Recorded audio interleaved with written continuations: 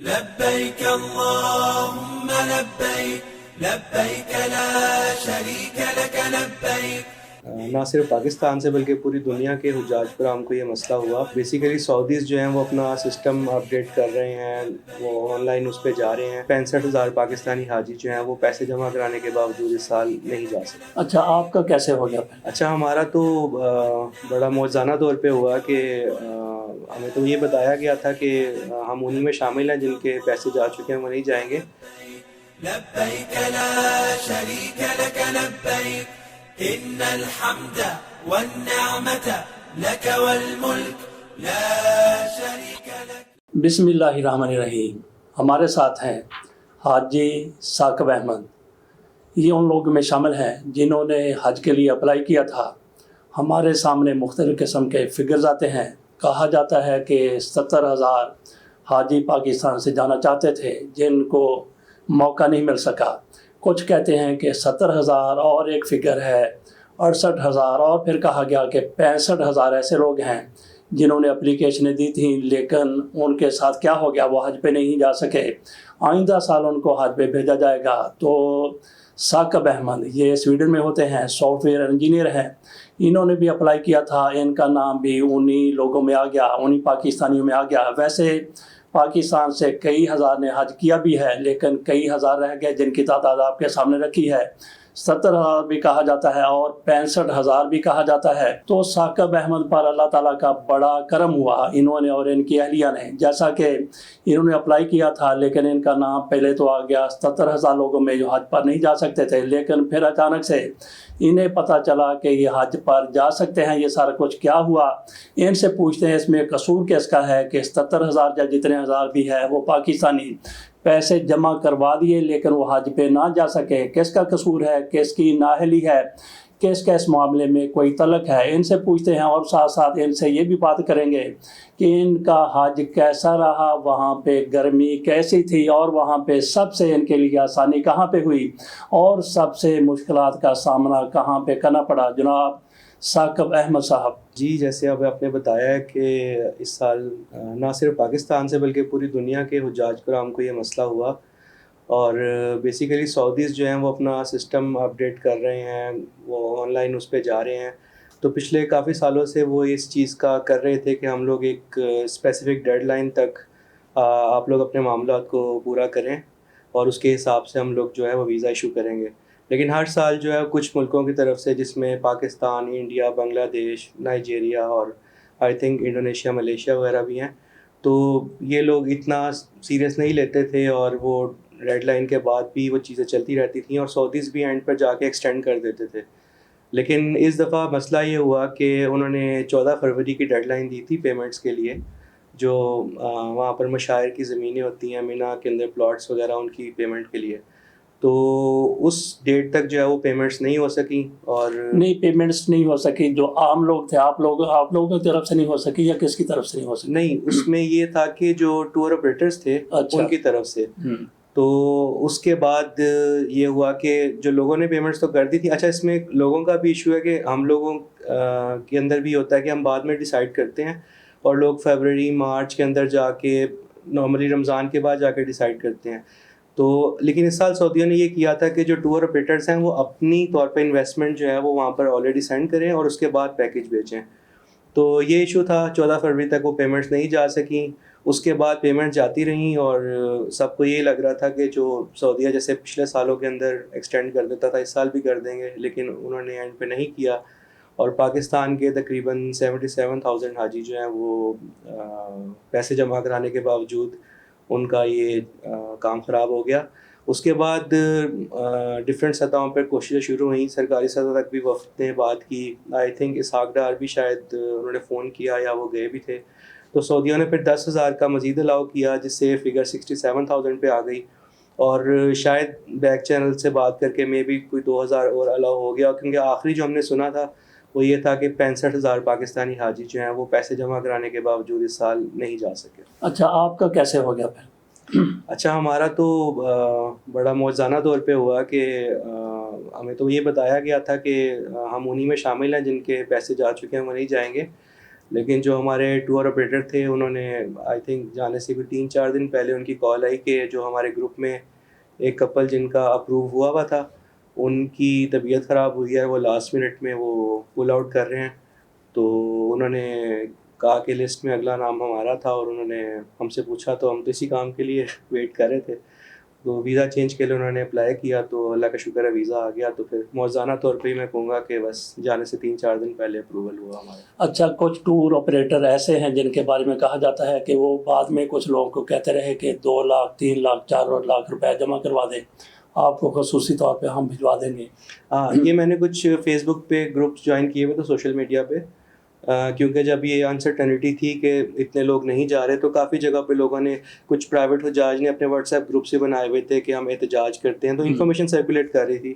تو وہاں پر کچھ لوگوں نے پوسٹ کیا ہوا تھا کہ کچھ ایجنٹس یہ کہہ رہی ہیں کہ ہمارے پاس کچھ کوٹا ہے ابھی بھی اویلیبل، اور آپ ہمیں 1 لاکھ 2 لاکھ یا 3 لاکھ ایکسٹرا دیں تو ہم لوگ آپ کا کر دیں گے. تو پرائیویٹلی مطلب پرسنلی میرے ساتھ تو یہ نہیں ہوا، مطلب میرے ٹور آپریٹر نے مجھے یہ نہیں کہا، لیکن میں نے کافی لوگوں کی یہ پوسٹ دیکھی فیس بک گروپس کے اوپر کہ یہ چیز ہوئی ہے. اچھا، ہم یہاں پہ اپنے اس ولاگ کے ذریعے آپ کا جو ٹور آپریٹر ہے ان کو ضرور اپریشیٹ کریں گے، حالانکہ وہ بھی 2-4 لاکھ روپے سے کما سکتے تھے. جی کسی اور کو بھجوا دیتے وہ کسی اور کو بھجوا سکتے تھے، اپنے کسی جاننے والے کو بھجوا سکتے تھے، لیکن انہوں نے ذرا نام بتا دیجیے. ان کا نام طواف گروپ ہے. اچھا، طواف گروپ ہے لاہور میں. تو ہاں، تو ناظرین آپ نے طواف گروپ کو یاد رکھنا ہے، یہ کسی کے ساتھ فراڈ دھوکہ نہیں کرتے، جو جینون چیز ہوتی ہے وہی سامنے آتی ہے. یہی وجہ ہے کہ ثاقب احمد صاحب اور ان کی اہلیہ کو حج کرنے کا موقع مل گیا. اگر یہ 2 نمبری کرتے تو 5-6 لاکھ روپے کما سکتے تھے. جی ایسا ہی ہے، اللہ تعالیٰ ان کو بھی جزا دے انہوں نے. اچھا، آپ کیا سمجھتے ہیں کہ یہ جو 77,000 ہے یا 65,000 ہے ان کے ساتھ یہ جو ہو گیا معاملہ، اگلے سال جائیں گے یا نہیں جائیں گے یہ تو اللہ بہتر جانتا ہے، تو اس میں آپ سب سے زیادہ قصوروار کس کو سمجھتے ہیں؟ سعودیہ کو، پاکستانی حکومت کو، یا پھر ٹور آپریٹرز کو؟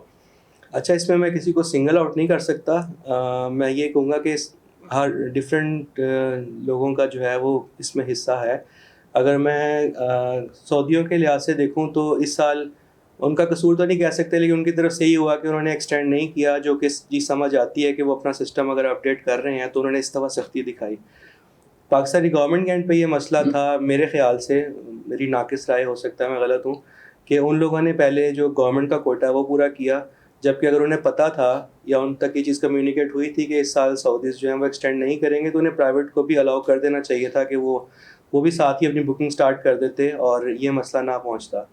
اور پرائیویٹ ٹور آپریٹرس کے حوالے سے میں یہ کہوں گا کہ ان کو بھی شاید اس چیز کو سیریس لینا چاہیے تھا شروع سے، کہ اگر 14 فروری کی ڈیڈ لائن ہے اور وہ اس ٹائم تک اپنے پیسے پورے کر دیتے، اور کچھ ٹور آپریٹرز اس کے بعد بھی لوگوں کو اینڈ تک یہ کہتے رہے ہیں کہ ہو جائے گا، اور وہ اسٹل ان سے پیسے لیتے رہے ہیں.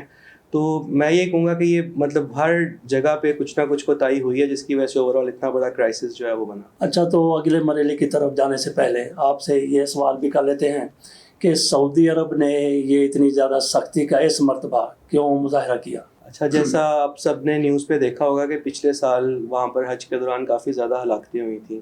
ایگزیکٹ فگر تو مجھے نہیں پتہ، اور شاید میڈیا پہ آئے بھی نہ، لیکن ہزاروں میں تھا، 5-6 ہزار تھا، اس سے زیادہ بھی تھا. تو وہ سننے میں یہی آیا تھا کہ جو انلیگلی وہاں پر لوگ حج کرتے ہیں، مطلب جو آلریڈی اقامہ پہ ہیں یا ویسے سعودیہ میں ہیں موجود، وہ حج کے دنوں میں جو منا مزدلفہ یہاں پر آ جاتے ہیں انلیگلی. تو اس میں یہ ہوتا ہے کہ وہ ان کے پاس جو سعودیہ نے انتظام کیا ہوتا ہے جو آلریڈی رجسٹرڈ لوگ ہیں ان کے لیے، تو جو انلیگلی آتے ہیں یا تو وہ رجسٹرڈ لوگوں کے خیموں میں گھستے ہیں، جس کی وجہ سے وہ لوگ باہر رہتے ہیں، یا پھر وہ باہر سڑکوں پہ رہتے ہیں. اور یہ آپ سب جانتے ہیں، یہ تو آپ ہیٹ اسٹروک کا شکار ہوں گے، بھگدڑ مچے گی. انہوں نے کھانے کا انتظام، پانی کا انتظام انہی لوگوں کے لیے کیا ہوتا ہے جو لوگ وہاں پہ جائیں گے. تو اس وجہ سے انہوں نے اس سال کافی سختی کی. نسک کا آپ سب کو آئیڈیا ہوگا، اپلائی کرتے انہوں نے نسک کارڈ ایک دیا ہوا تھا جو ہماری آئیڈینٹی تھی اور جو ہر وقت ہمارے پاس ہونا چاہیے تھا. وہ ملٹیپل جگہ پہ، چیک پوسٹ پہ جب آپ مکہ میں انٹر ہو رہے ہیں یا کہیں پہ بھی پولیس وہ چیک کر سکتی تھی، اور وہ اگر آپ کے پاس نہیں ہے تو وہ آپ کو وہاں سے ریموو بھی کر سکتے تھے. تو اس سال انہوں نے یہ انتظام کیا تاکہ انلیگل لوگ نہ آئیں. اور میں نے سنا ہے کہ آنے والے سالوں میں یہ آرٹیفیشیل انٹیلیجنس کا بھی یوز کریں گے, باقاعدہ ڈرونس کے ساتھ وہ چہرے اسکین کریں گے, اور جہاں پر بھی ان کو بندہ نظر آئے گا جو وہاں پہ نہیں ہونا چاہیے وہ امیجیٹلی ریموو کریں گے. اچھا, اس میں ایک یہ بھی ہمیں نظر آیا کہ $3 لاکھ پر ڈے یہ ڈپازٹ کروا سکتے تھے, لیکن اس میں کوئی ورکنگ ڈیز کا معاملہ آ جاتا ہے. اس معاملے کو کیسے سیٹل کیا جا سکتا ہے؟ ہاں جی, یہ جو ٹور آپریٹرز نے یہ بات بتائی, تو بیسیکلی ایشو یہ تھا کہ گورنمنٹ نے اب جب پرائیویٹ ٹور آپریٹرس کو گو اہیڈ دی بکنگ کے لیے جنوری کے اندر کسی ڈیٹ پہ, تو وہاں سے لے کر 14 فروری تک ان کے پاس لمیٹڈ ڈیز تھے جس کے اندر انہوں نے ساری پیمنٹ کرنی تھی. اب اس میں جمعہ ہفتہ سعودیہ میں بینک ہالیڈے ہے, سنڈے کو یہاں پر ہے, تو ان کو ہفتے میں 4 دن مل رہے تھے, اور وہ ہر دن اگر میکسیمم بھی پیمنٹ کرتے تو ساری اماؤنٹ وہ نہیں بھیج سکتے تھے. اس معاملے میں گورنمنٹ کی غلطی یہ تھی کہ اگر ان کو یہ کیلکولیشن تھی تو ان کو پہلے پرائیویٹ کو الاؤ کرنا چاہیے تھا, یا ٹیمپریریلی وہ یہ لمٹ ہٹا دیتے کہ یہ اس ٹائم تک ڈیلی ان کی ریمیٹنس کی لمٹ انکریز کر رہے ہیں, تو پھر شاید یہ مسئلہ نہ جنم لیتا. جی, تو حج کے حوالے سے ابھی ہم آپ نے جو ایکسپیرینس آپ کا ہے اس بارے میں بتائیے کہ کیسا رہا. مدینہ آپ گئے, مکہ آپ آئے, اور اس کے بعد پھر حج کے جو ارکان ہیں وہ آپ نے ادا کیے, تو کیسا لگا آپ کو؟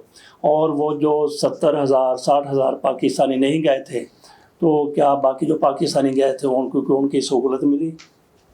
جی, ایکسپیرینس تو یہ لائف چینجنگ ایکسپیرینس ہے حج کا, اور میرا پہلا وزٹ تھا, اس سے پہلے میں نے عمرہ بھی کیا ہوا تھا, تو بہت اچھا گیا. انتظامات بہت اچھے تھے. میں پرائیویٹ کوٹے پہ تھا, لیکن جو میں نے سرکاری کوٹے والے بھی کچھ دوست احباب گئے ہوئے تھے, ان سے بھی بات چیت ہوئی, تو انتظامات بہت اچھے تھے اس دفعہ. سعودیوں کی طرف سے بھی جو میں سنتا ہوں پاس میں عرفات کے اندر ڈی کیٹیگری یا سی میں بھی وہ اے سی نہیں دیتے. اس دفعہ میں نے سنا ہوا تھا کہ ہر جگہ پہ اے سی بھی تھے, اور کھانے پینے کا انتظام بھی ٹھیک تھا. مدینہ کے اندر تو بالکل ہوٹلز جو تھے وہ حرم کے ساتھ تھے, تو اوور آل انتظامات کافی. آپ کے کتنے اخراجات آئے پر ہیڈ پر, مطلب آپ کا کتنا اور وائف کا کتنا؟ پر ہیڈ اگر جنرل میں بات کروں تو 15 لاکھ کے قریب, اور آپ کیا اکیلے کا؟ ایک بندے کا. اور اس میں اوبویسلی یہاں سے جو ہم لوگوں نے پے کیا تھا, وہاں پر آپ نے حج کی جو ایک قربانی کرنی ہوتی ہے وہ اس کے علاوہ ہوتی ہے. اس کے علاوہ کھانا ہمارا انکلوڈیڈ تھا. کھانا بڑا اچھا, وہ بفے سسٹم ہوتا تھا, 3 ٹائم وہ ہمیں دیا گیا تھا.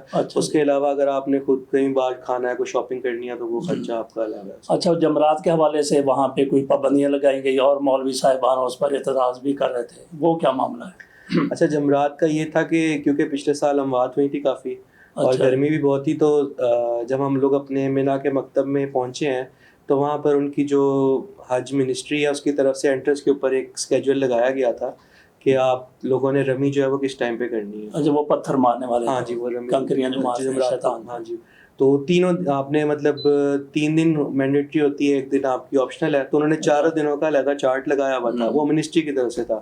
اس کے علاوہ سیکنڈلی یہ تھا کہ وہ 10 بجے سے لے کر آئی تھنک 2 بجے تک آپ کا جو مکتب ہے وہ باہر سے لاک کر دیتے تھے. اچھا, ہاں, اور کہ کوئی بندہ وہاں پہ نہ نکل سکے. وہ ہارڈ اینڈ فاسٹ نہیں تھا, اگر وہاں پر رش کام ہوتا تھا تو وہ کھول بھی دیتے تھے, لیکن وہ ایسے مینیج کر رہے تھے رش کو تاکہ جو اس سال جا وہاں پہ بھگدڑ نہ مچے اور سب لوگ سکون سے کر سکیں. اس معاملے کے اندر تھا اوبیسلی وہاں پر افضل وقت ہوتا ہے زوال کے بعد کا, تو کچھ لوگ اعتراض کر رہے تھے کہ ہم لوگوں کو اسی ٹائم پہ ہی کرنا چاہیے, لیکن اب میرا پرسنل یہ ماننا تھا کہ ہم جس جگہ پہ گئے ہوئے ہیں وہاں کی گورنمنٹ کا رول ہے, تو اس کو ہم فالو کرنے کے علاوہ ہمارے پاس کوئی چارہ تو نہیں ہے, تو ہم لوگوں نے تو اسی کو کیا فالو, اور سکون کے ساتھ ہو گیا سب کچھ. اچھا, طواف کے بارے میں بتائیے, وہ کیسا رہا آپ کا, اور کیا آپ کو پھر وہ بوسہ دینے کا موقع مل گیا؟ طواف کا جب ہم لوگ عمرے کے لیے گئے ہیں, مدینہ سے آیا مکہ, تو اس دن رش تھوڑا کم تھا وہاں پر, تو مطلب نیچے ہمیں مطاف میں جگہ مل گئی, طواف کر لیا تھا آرام سے. بعد میں جب طواف زیارہ کے لیے گئے ہیں, طواف وداع کے لیے, تو بہت زیادہ رش تھا. اس میں پھر یہ ہوتا ہے کہ آپ کو اوپر کی منزل پہ کرنا پڑتا ہے, وہ طواف کافی لمبا ہو جاتا ہے, اور بوسہ دینے کا موقع تو نہیں ملا. ویسے کعبہ کو, اس کی دیوار کو ہاتھ لگایا, اور جو حتیم کی دیوار کو بھی ہاتھ لگا کے دعا کی, وہ سب چیزیں کی ہیں, لیکن حجر اسود کو بوسہ دینے کا موقع نہیں ملا. اچھا, آخری سوال آپ سے یہ ہے کہ آپ کو یہ پتہ چل گیا کہ 77,000 حاجی یا 65,000 پاکستانی حج کے لیے نہیں جائیں گے جن کے پیسے جمع ہو چکے ہیں, تو اس کے باوجود بھی آپ نے جو پہلے کا آپ کا پروگرام تھا اسی کو آپ نے جاری رکھا، جیسے کہ پاکستان میں آپ آئے، پاکستان سے آپ نے جانا تھا لیکن آپ کو یہ پتہ تھا کہ یہاں سے نہیں جائیں گے، وہ کیا معاملہ کوئی اللہ کے اوپر آپ نے ڈالا ہوا تھا، کیا کیا ادھر پھر اچانک سے آپ چلے بھی گئے؟ اس میں یہ تھا کہ میں کیونکہ سویڈن سے آ رہا تھا تو میرے جو ٹور آپریٹر انہوں نے مجھے آنے سے کچھ دن پہلے بتا دیا تھا کہ اب جو ہے مشکل ہے کام. وہ اپنے اینڈ پہ کوشش تو کر رہے تھے سارے، اور حکومت کی طرف سے یہ کہا بھی جا رہا تھا کہ اب بات ہو رہی ہے، اب یہ وفد جا رہا ہے، تو چیزیں کچھ تھی لیکن انہوں نے ہمیں بتا دیا تھا کہ اب مشکل ہے. تو اس دوران پھر یہ انڈیا پاکستان کی جو کانفلکٹ بھی شروع ہو گیا، فلائٹس بھی بند ہونا شروع ہو گئی. تو کچھ مشورے تھے یہ کہ اب آپ پاکستان نہ آ جائیں، لیکن میرا یہی تھا کہ اب ارادہ کیا ہوا ہے تو ہم تو آخر تک جاتے ہیں، آگے اللہ تعالیٰ نے قسمت میں لکھا ہوا ہے تو چلے جائیں گے. اچھا، آپ کا کتنے دن کا حج تھا، کس تاریخ سے شروع ہوا، کس تاریخ تک رہا؟ ہمارا 13 سے 14 دن کا تھا. اچھا جی. اور 28 مئی کو ہم لوگ گئے ہیں مدینہ، وہاں پر ہمارا تقریباً 3 نائٹس کا اسٹے تھا. اس کے بعد مکہ گئے ہیں 1-2 دن وہاں پہ، پھر حج کے دن شروع ہو گیا، حج کا ایام 4-5 دن، اس کے بعد پھر مکہ میں 1 دن، اور پھر 10 جون کو واپسی. ثاقب صاحب بہت بہت شکریہ، اللہ تعالیٰ آپ کا حج قبول فرمائے. بہت شکریہ.